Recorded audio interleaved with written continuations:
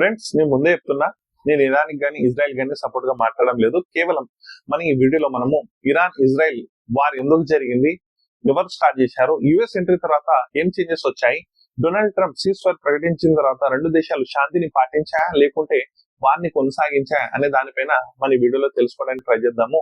Easy వేలో story telling విధంగా మీకు చెప్పడానికి నేను ట్రై చేస్తాను.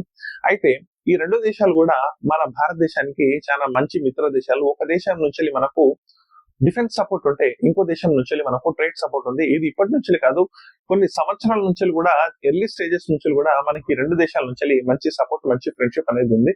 సో ఈ వార్ ఎందుకు జరిగింది అనేది మనం ఈ వీడియోలో తెలుసుకోవడానికి మనం ట్రై చేద్దాం. ఇక లేట్ చేయకుండా మన వీడియో స్టార్ట్ చేసేద్దాం. Let's get into the video.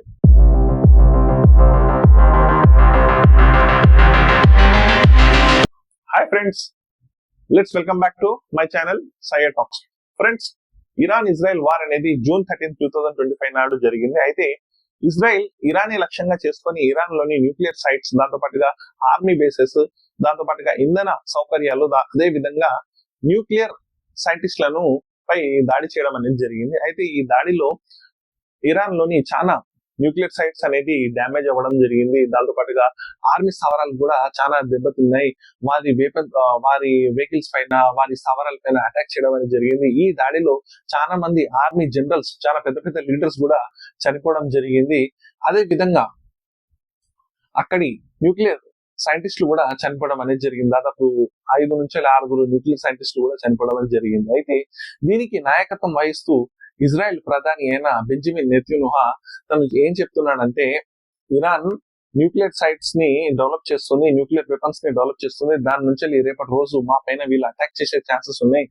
అందువల్లనే మేము న్యూక్లియర్ టెస్టింగ్ కు వెళ్లే వెహికల్స్ పైన, న్యూక్లియర్ టెస్టింగ్ కి వెళ్లే మిసైల్స్ పైన మేము అటాక్ చేశాము, ఆర్మీ స్థావరాల పైన అటాక్ చేశాము.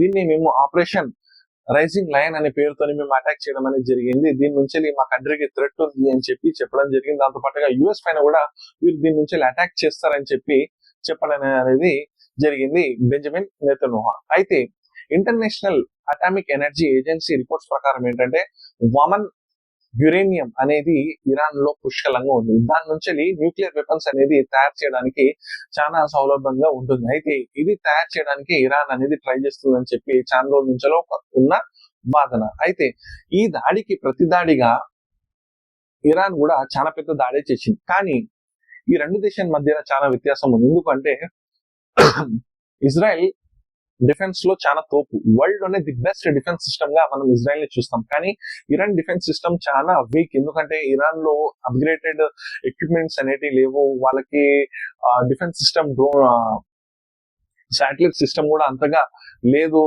కంపేర్ టు ఇజ్రాయెల్ మనం చూసుకుంటే. దాంతో పాటు ఐరన్ డోమ్ అనేది ది బెస్ట్ డిఫెన్స్ సిస్టమ్ గా మనం చూస్తాం. అలాంటి ది బెస్ట్ డిఫెన్స్ సిస్టమ్ ని చీల్చుకుంటూ ఇరాన్ బెలిస్టిక్ మిసైల్స్ అనేది అటాక్ చేయడం జరిగింది.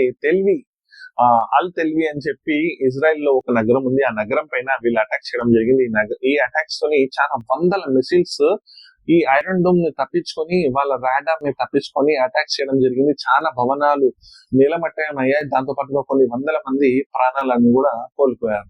అయితే వారు పరస్పరం ఒకరి మీద ఒకరు దాడులు చేసుకుంటూ జరగడం జరిగింది. అయితే June 19న ఇరాన్ అల్ తావీలోని ఒక medical college, Soros medical college పైన అటాక్, మెడికల్ హాస్పిటల్ కాలేజ్ పైన అటాక్ చేయడం అని చెప్పి జరిగిందని చెప్పి ఇజ్రాయెల్ చెప్పే ఒక వాదన. దానిలో నుంచి దాదాపు ఒక 24 మెంబర్స్ చనిపోయారని చెప్పి వీళ్ళు చెప్తున్నారు. అయితే ఇరాన్ దీనికి 400 నుంచి 450 సివిలియన్స్ చనిపోవడం అని చెప్పి ఇరాన్ చెప్తుంది. దాంతో పాటు ఆర్మ్ ఫోర్సెస్ చనిపోయారని చెప్పి చెప్తుంది. అయితే హ్యూమన్ రైట్స్ మరియు న్యూస్ ఏజెన్సీస్ ప్రకారము దాదాపు 700 నుంచి 1000 మంది, అంటే 700 నుంచి ఒక 800 మంది వరకు నార్మల్ సివిలియన్స్, ఒక 200 మంది ఆర్మ్ ఫోర్సెస్ చనిపోయిందని చెప్పి ఒక రిపోర్ట్ వస్తుంది. అయితే దీన్ని యుద్ధ నేరంగా ఇజ్రాయెల్ ప్రకటించింది. ఎందుకు అంటే, మేము కేవలం మీ ఆర్మ్ బేసెస్, న్యూక్లియర్ సైట్స్ పైన మేము అటాక్ చేస్తుంటే మీరు మా సివిలియన్స్ పైన అటాక్ చేశారు, ఇది కరెక్ట్ కాదు, దీనికి అంతకంత మీరు అనుభవించక తప్పదు అని చెప్పి ఇజ్రాయెల్ చెప్పడం జరిగింది. కానీ కర్మ ఎవరికైనా అది ఖచ్చితంగా వర్తిస్తుంది. అయితే నేను ఈ మాట చెప్పడానికి గల కారణం ఏంటంటే, ఇదే ఇజ్రాయెల్ ఒక సంవత్సరం ముందు గాజా నగరం పైన అటాక్స్ చేసింది. అయితే హమాస్ ఏం చేసిందంటే, హమాస్ టెర్రరిజం గ్రూప్ ఏం చేసిందంటే ఇజ్రాయెల్ పైన అటాక్ చేయడం అనేది జరిగింది. అయితే దీనిపైన ఇజ్రాయెల్ ఏం చేసింది, హమాస్ మొత్తాన్ని హంతం చేసింది. కానీ అంతటితో ఆగలేదు ఇజ్రాయెల్ ఏం చేసింది, గాజా పైన కూడా అదే అటాక్స్ చేసింది. దాదాపు సంవత్సరం నుంచి ఈ గాజా ప్రజల పైన వీళ్ళు అటాక్స్ చేస్తూనే ఉన్నారు, దాడులు చేస్తూనే ఉన్నారు. అన్ని దాదాపు మీరు ఒకవేళ గాజాలోని ఈ కొన్ని పిక్చర్స్ చూస్తే మీరు అసలు చలించిపోతారు. ఎందుకంటే దాదాపు అన్ని బిల్డింగ్స్ నీలమట్టమయ్యాయి. కొన్ని లక్షల మందిని చంపేసింది ఈ ఇజ్రాయెల్. అక్కడ ఉన్న హాస్పిటల్స్ ట్రీట్మెంట్ తీసుకునే వాళ్ళపైన కూడా అటాక్స్ చేసి చంపేయడం అనేది జరిగింది ఇజ్రాయెల్. అలాంటిది ఇప్పుడు వీళ్ళు సివిలియన్స్ పైన, హాస్పిటల్స్ పైన అటాక్ చేయడం పై వీళ్ళు మాట్లాడుతున్నారు. అఫీషియల్ రిపోర్ట్స్ ప్రకారము అన్అఫీషియల్ గా కొన్ని లక్షల మంది చనిపోయారు, కానీ అఫీషియల్ రిపోర్ట్స్ ప్రకారము దాదాపు 55,000 మంది అక్కడి సివిలియన్స్ చనిపోవడం జరిగింది. దాదాపు 15,000 చిన్నపిల్లలు, 1 year నుంచి 10 year లోపు ఉండే చిన్నపిల్లలు దాదాపు 15,000 మెంబర్స్ అఫీషియల్ రిపోర్ట్స్ ప్రకారం చనిపోవడం అనేది జరిగింది. వాళ్ళు మనుషులు కదా? మీరు అటాక్ చేయాలనుకుంటే హమాస్ పైన అటాక్ చేశారు, వాళ్ళని చంపేశారు. లేకుంటే మీరు ఆ కంట్రీని మీ టెరిటరీలో తీసుకోవడం అది వేరే విషయం, కానీ అక్కడ ప్రజలను చంపే రైట్స్ మీకు ఎక్కడుంది? అక్కడ హాస్పిటల్స్ ని మీరు చంపేశారు. వాళ్ళు ఆకలికి అలమటిస్తున్నారు, మట్టి తింటున్నారు.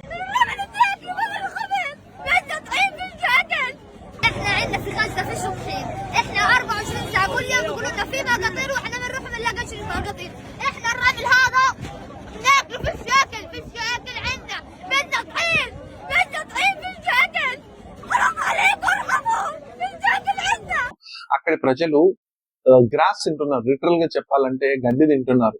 అక్కడి ప్రజలు మట్టి తింటున్నారు. వాళ్ళ కష్టాలను ఏ ప్రపంచ దేశం ఇప్పటివరకు గుర్తించలేదు.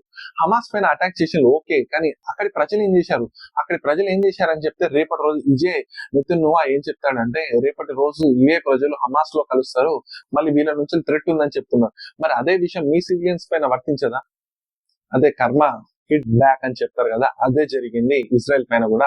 వీళ్ళు ఏమనుకున్నారంటే, అంటే రెండు దేశాలు నేను సపోర్ట్ కాదు, జస్ట్ జియో పొలిటికల్ ఇష్యూ చెప్తున్నాను ఈ రెండు దేశాల మధ్యలో. ఈ రెండు దేశాలు అంటే ఏమనుకుందంటే, ఇరాన్ దగ్గర అంత డిఫెన్స్ సిస్టమ్ లేదు, మా పైన ఏం చేయలేదు, సేమ్ గాజాలో ఏం జరిగిందో ఇరాన్ లో అదే జరుగుతుంది, వీళ్ళు ఏం చేయలేరని చెప్పి భ్రమపడ్డది. కానీ ఇజ్రాయెల్ పైన ఇలాంటి అటాక్స్ జరుగుతుందని చెప్పి ఊహించలేదు. ఇంత అంటే ప్రజలు వెళ్లి బంకర్స్ లో దాక్కోవడం జరిగింది. ఎలా గాజాల్లో దాక్కున్నారో, ఎలా భూమిలోకి వెళ్లారో, ఎలా లక్షల మంది ఎలా చనిపోయారో, ఇక్కడ కూడా కొన్ని వందల మంది చనిపోవడంతో ఇజ్రాయెల్ ఏం చేసిందంటే అమెరికా వెంటబడింది. అమెరికాని ఈ వార్ లోకి దిగమని చెప్పింది, ఈ వార్ ని కంట్రోల్ చేయమని చెప్పింది, ఇరాన్ పైన అటాక్ చేయమని చెప్పింది. అయితే అమెరికా ఏం చేసింది, ఒక 2 వారాలు టైం ఇచ్చింది ఇరాన్ ఇజ్రాయెల్ కి.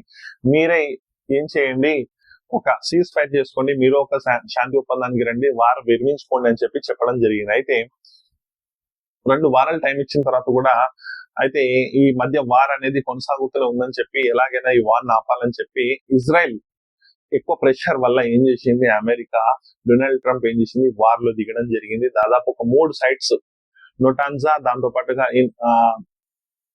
3 పేర్లు ఉన్నాయి, నతోజ్, దాంతో పాటుగా ఫర్దు, దాంతో పాటుగా అరాక్.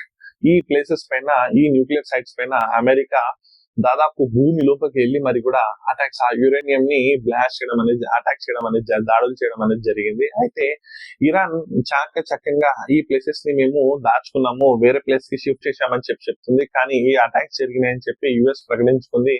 అయితే ఆ యుఎస్ ప్రకటించుకున్న తర్వాత డొనాల్డ్ ట్రంప్ ఏమంటారంటే, మేము ప్రపంచంలో అతిపెద్ద టెర్రరిస్ట్ గ్రూప్ పైన మేము అటాక్ చేశాము, టెర్రరిస్ట్ సపోర్ట్ కంట్రీకి మేము అటాక్ చేశామని చెప్తుంది. ఎందుకంటే ఇరాన్ నుంచి చాలా టెర్రరిజం గ్రూప్స్ లైక్ హమాస్ గానీ, హౌతీ గానీ, మెలిస్లీ గానీ, ఇలాంటి చాలా టెర్రరిస్ట్ గ్రూప్స్ కి వీళ్ళు ఫండింగ్ ఇస్తున్నారు, సపోర్ట్ చేస్తున్నారు అని చెప్పి ఒక వాదన ఉంది. సో అలాంటి గ్రూప్స్ పైన మేము అటాక్ చేశామని చెప్పి చెప్తుంది. అయితే దీనిపైన ఇరాన్ ఏం చేసిందంటే దాదాపు ఒక 1 day వరకు సైలెంట్ ఉంది. ఎందుకంటే ఇరాన్ బ్యాక్ స్టెప్ వేసే దేశం కాదు, ఎప్పటికీ వెన్ను చూపదు. అలాంటి దేశం ఏం చేసిందంటే, హర్మోజ్, స్టేట్ ఆఫ్ హర్మోజ్ అంటే ఈ ప్లేస్ ఏంటంటే ఆయిల్ సప్లై అవుతుంది ప్రపంచానికి సంబంధించి. దాదాపు 20% ఆయిల్, అంటే ఆయిల్, పెట్రోలియం అంతా ఇక్కడ నుంచి సపోర్ట్ అవుతుంది. అయితే దీన్ని బ్లాక్ చేయడం అనేది జరిగింది.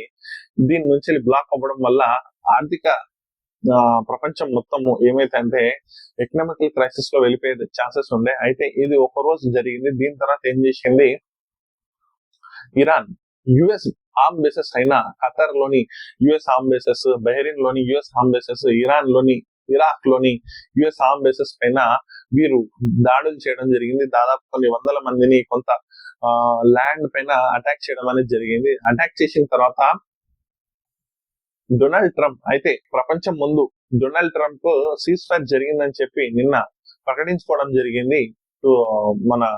నిన్న ప్రకటించుకున్న తర్వాత ఈ రెండు దేశాలు శాంతికి అంగీకరించాయి. కంగ్రాచులేషన్స్. ఈ రెండు నేషన్స్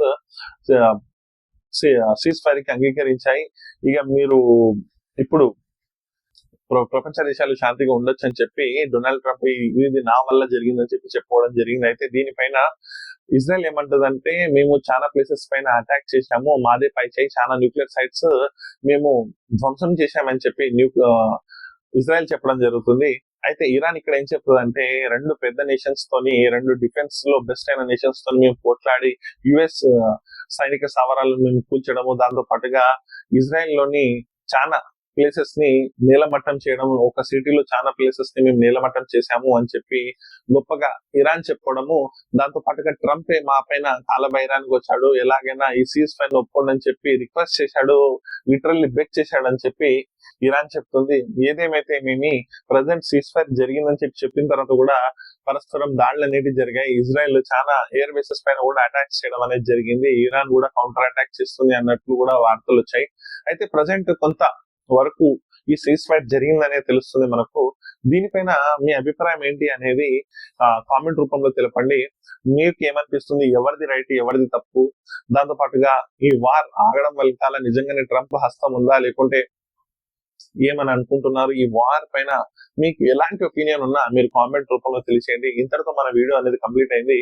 ఆశిస్తున్నా మీకు స్టోరీ టెల్లింగ్ విధంగా ఈజీగా అర్థమయ్యేటట్టు నేను చెప్పానని చెప్పి ఆశిస్తున్నా. సో ప్లీజ్, మీకు ఇంతవరకు మీరు నా వీడియో చూశారంటే ఖచ్చితంగా నచ్చిందని అనుకుంటున్నా. ప్లీజ్ లైక్, షేర్, సబ్స్క్రైబ్ చేయండి. సబ్స్క్రైబ్ చేయడం మాత్రం మర్చిపోకండి. ఇంతటితో మన వీడియో అనేది కంప్లీట్ అయిపోయింది. నెక్స్ట్ వీడియోలో మళ్ళీ కలుద్దాం. అంతటి వరకు by by. Thanks for watching.